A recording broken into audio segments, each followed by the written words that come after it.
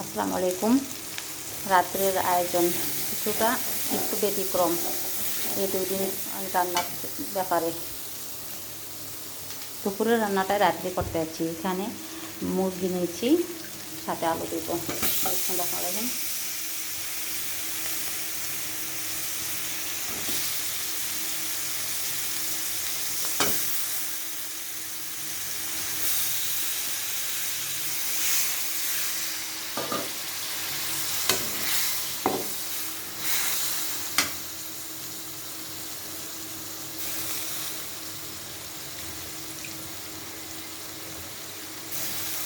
দিলাম এই গোস্তগুলো, আর আলুটা পরে দিব।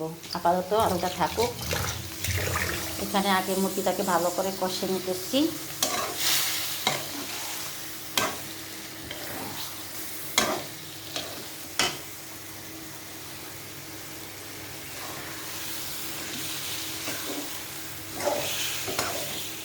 মশলাটা আগে কষে নিয়েছি, তবে দেখানো হয়নি।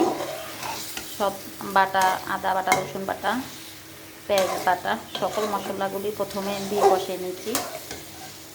এখন গোস্তটা দিয়ে বাটা করে কষিয়ে নিয়ে এলি, তারপরে আলু অ্যাড করবো।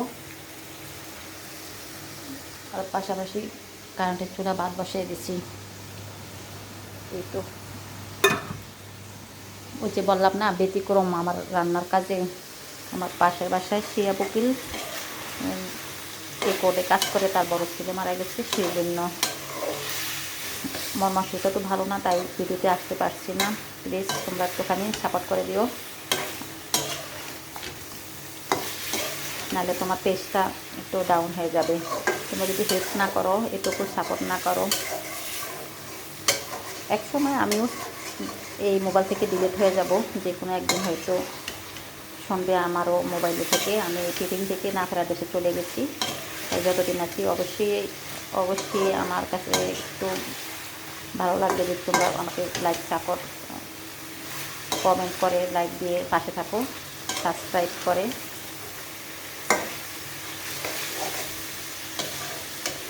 মানুষ কীভাবে মারা গেলো হয়তো তোমরা জানতে চাবা।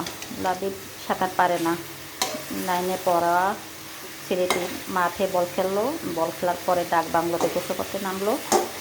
তার অন্যান্য বন্ধুরা উঠে গেছে, ও পানির নিচে চলে গেছে। মূলত তখন আর পাওয়া যাচ্ছে না। স্টুডেন্ট পোলাপান যা আছে সাথে উঠে দেখে ওর ব্যাগটাও পরে, জুতাটাও পরে। তখন দৌড়ে স্যারদের কাছে গেল। স্যারেরা তখন ফায়ার সার্ভিসে খবর দিল। আস্তে আস্তে এতক্ষণে লাবিবের জীবন শেষ হয়ে গেল পানির নিচে। তারপরও ফায়ার সার্ভিস এসে, ডাক বাংলোর অফিসাররা পানিতে নেমে ওকে পানির মাঝখান থেকে ডুবানো অবস্থা পেল, তাকে তুলে নিয়ে আসলো। কিন্তু লাবিব তো নাই। তারপরও হাসপাতালে নিয়ে গেল। হাসপাতালে ডাক্তার মৃত ঘোষণা দিল। ওকে এই 2 দিন যাবৎ ওদের বাসা আসা যাওয়াতে আমার ভিডিও করা হচ্ছে না, ভিডিও ছাড়া হচ্ছে না। এই জন্য ভিডিওতে রান্নার কাজটা, দিনের কাজটা রাতে চলে আসছে। এখানে মুরগি দিয়ে আলু দিয়ে রান্না করব। তাই প্রথমে মশলা কষিয়ে নিয়ে এভাবে আলু দেব। আর স্ট্যান্ড যেহেতু নাই, সেই জন্য একাতে মোবাইল ধরতে হয়, একাতে এই রান্না কাজে হেল্প করতে হয়। সেই জন্য সব জিনিস আমি পর্যায়ক্রমে দেখাতে পারছি না। প্লিজ একটুখানি হেল্প করবা, আমাকে সাপোর্ট করবা। আবারও বলছি, আমার ভিডিওতে যারা নতুন আসছো, যারা দেখতেছো, সাবস্ক্রাইব করো নেই, তারা করে নিও। বন্ধু হিসাবে আমাকে পাশে রাখিও। ইউটিউবে, ফেসবুকে কাজ করতেছি আমরা।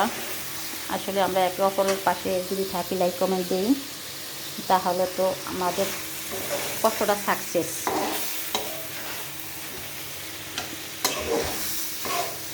মুরগিটা কষানো হয়ে গেছে। এখন আমি এখানে অ্যাড করে দিব আলুটা।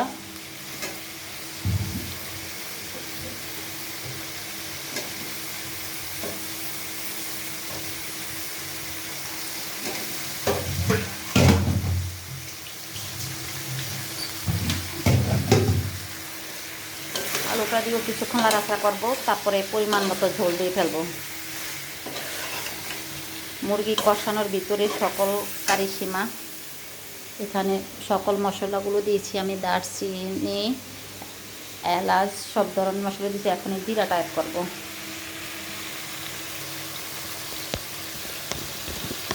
এই যে মোবাইল এক হাতে ধরলে এই যে কি অসুবিধা, শর্ট হতে যায় মোবাইল ভিডিওটা কেটে গেছে।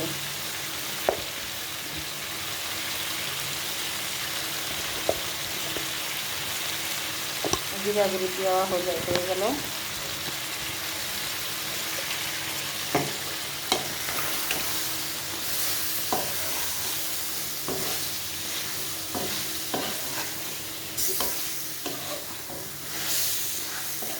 কষানো হয়ে গেছে, ওকে। এখন জলটা দিয়ে দেবো পরিমাণ মতো।